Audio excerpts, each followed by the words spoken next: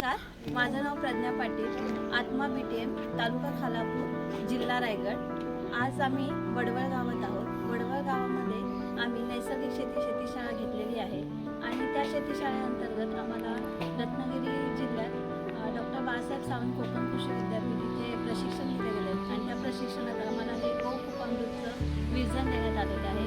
आज आम्ही इथे गोकुपामृतचं ड्रममध्ये विजन तयार करणार आहोत आणि बाकी शेतकऱ्यांना झाल्यानंतर वाटप करणार आहोत। तर सर्वप्रथम मी शेतकऱ्यांना सांगू इच्छिते की गोकुपामृत कसे तयार करावे। तर हे आपल्याला विजन दिलेलं आहे।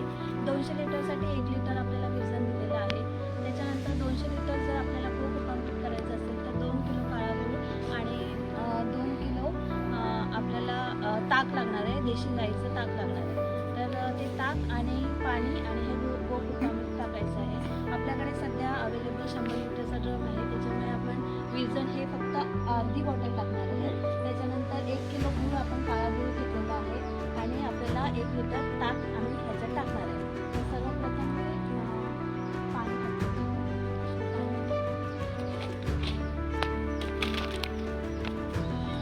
सर्वप्रथम आपण पाणी टाकून घेऊया।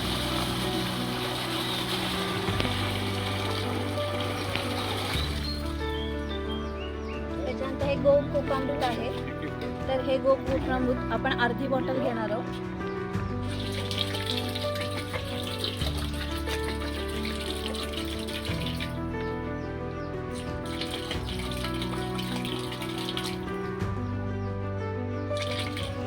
त्यानंतर काळा गूळ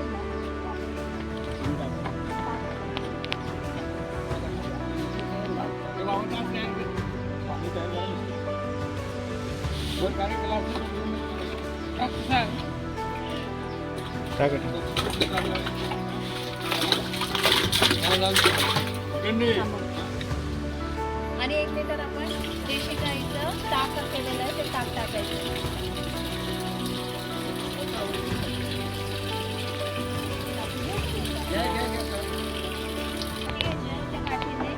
घड्याळ्याच्या दिशेने हलवायचे सकाळ संध्याकाळ।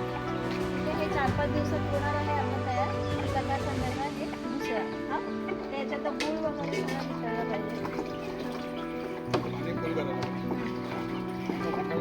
आता पाणी टाकायचं ना आता